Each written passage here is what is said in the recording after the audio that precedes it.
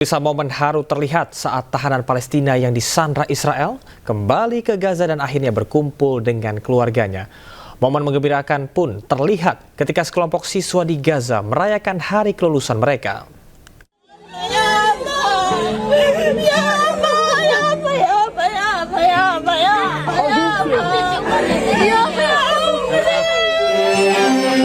Suasana haru sekaligus bahagia mewarnai penyambutan Nasser Jadallah Irhin, seorang warga Palestina yang baru saja dibebaskan setelah ditahan di penjara Israel.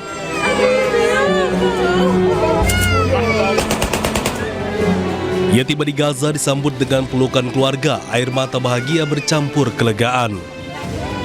Namun di balik senyum dan tangis tersebut tampak jelas kondisi fisiknya yang melemah. Tubuhnya kurus dengan luka dan memar yang diakui akibat penyiksaan selama di penjara. Meski sebagian besar warga Gaza masih dibayang-bayangi trauma, namun kebebasan para sandera dan tercapainya kesepakatan gencatan senjata ini menjadi simbol harapan di tengah penderitaan panjang rakyat Gaza. Momen menggembirakan juga terlihat ketika sekelompok siswa di Gaza merayakan hari kelulusan mereka dari sekolah menengah atas.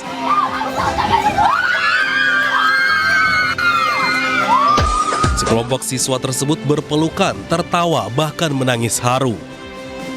Hal ini menunjukkan sebuah kebahagiaan sederhana di mana ruang belajar seringkali menjadi sasaran serangan. Hari kelulusan ini juga menjadi simbol harapan baru, meski di tengah keterbatasan, generasi muda di Gaza tetap bermimpi tentang masa depan yang bebas dan damai.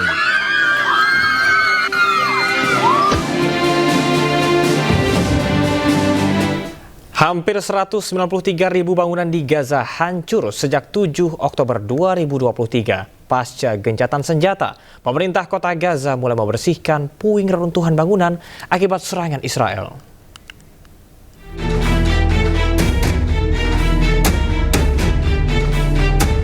Beginilah kondisi kota Gaza pasca perang Hamas dan Israel yang berlangsung sejak 7 Oktober 2023. Meski kesepakatan gencatan senjata telah tercapai, namun kerusakan yang timbul di seluruh permukiman dan infrastruktur di Gaza tak bisa serta-merta kembali pulih seperti sedia kala. Seluruh distrik telah hancur menjadi puing-puing. Rumah-rumah rata dengan tanah, fasilitas yang hancur, dan jalanan yang rusak akibat dibombardir oleh Israel. PBB mencatat hampir 193.000 bangunan di jalur Gaza telah hancur sebagian atau seluruhnya sejak perang dimulai. Pembersihan puing-puing reruntuhan bangunan dari jalan yang hancur akibat serangan Israel mulai dilakukan di Gaza. Hal tersebut menandai langkah menuju pemulihan di tengah gencatan senjata Hamas dan Israel. Pemerintah kota Gaza pun menyampaikan telah berupaya keras untuk membuka kembali Jalan Al-Nasr yang menjadi salah satu jalan utama di Gaza. Operasi pembersihan pun terus dilakukan meski 85% peralatan kota telah hancur. يعني مع بداية إعلان عن وقف إطلاق النار بدأت بلدية غزة منذ يوم الجمعة الماضي حملتها لفتح الطرقات والشوارع في المدينة للسماح بحرية حركة المواطنين وعودتهم من الجنوب إلى الشمال ووصولهم إلى أماكنهم وأماكن سكنهم. Warga Gaza berharap adanya gencatan senjata yang permanen di Gaza dan perdamaian seutuhnya dapat tercapai. Di tengah puing dan bayang-bayang perang, anak-anak Gaza menemukan cara mereka sendiri untuk tersenyum. Pasca gencatan senjata, sisa-sisa tank dan juga amunisi yang sebelumnya menjadi ancaman, kini justru mereka jadikan mainan.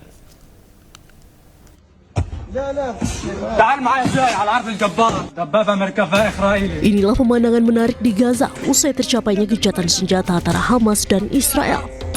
Sejumlah anak terlihat menaiki tank Merkava milik pasukan pertahanan Israel IDF yang kini menjadi mainan di tengah reruntuhan.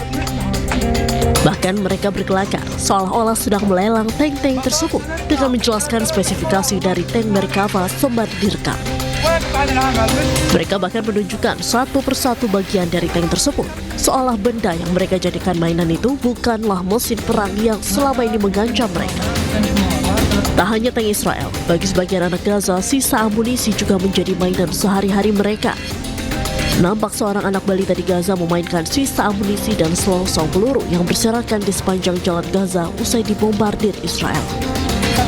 Di balik kepolosan tersebut tersimpan kenyataan pahit bahwa anak-anak Gaza tumbuh di tengah reruntuhan dan bermain di antara sisa-sisa perang. Roy Suryo CS datang ke kantor Kemendikdasmen untuk bertanya tentang ijazah Gibran Raka Buming Raka. Namun rencana Roy Suryo CS kandas lantaran gagal bertemu dengan Wakil Mendikdasmen. Surat ini ada tanda legitimasinya dan ini aneh kalau ini dikatakan penyetaraan, ya kan? Roy Suryo CS datang ke kantor Kementerian Pendidikan Dasar dan Menengah. Kedatangan mereka untuk bertanya tentang berkas ijazah Gibran Raka Buming Raka kepada Kementerian Pendidikan Dasar dan Menengah.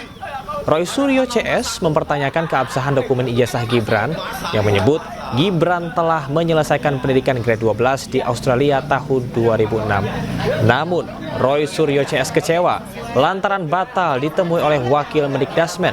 Atif Latiful Hayat disebut berhalangan dan tiba-tiba ada agenda di DPR. Bukan, tapi kan kemarin sudah kesepakatannya juga.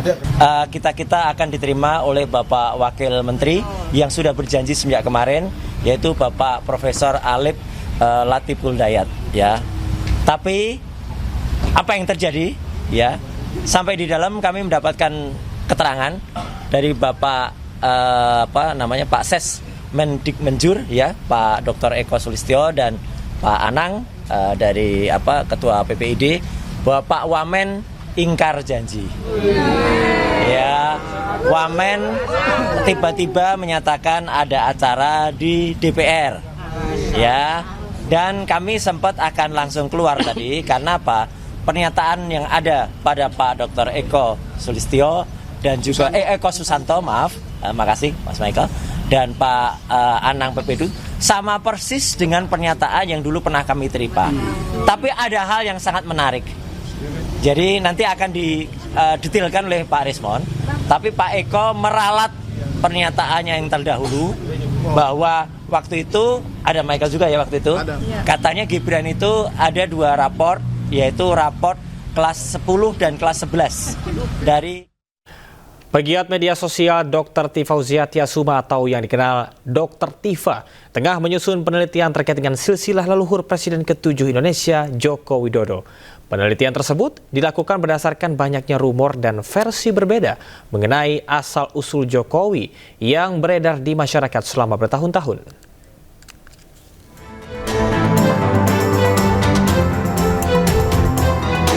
Pegiat media sosial Dr. Tifauziah Tiasuma atau yang dikenal Dr. Tifa tengah menyusun penelitian terkait silsilah leluhur Presiden ke-7 Indonesia Joko Widodo. Sebagai peneliti, Dr. Tifa memiliki tanggung jawab untuk mencari kebenaran dan menyajikan informasi faktual tentang banyaknya rumor dengan versi berbeda mengenai asal-usul Jokowi. Menurutnya, hal ini ia teliti demi kepentingan sejarah nasional.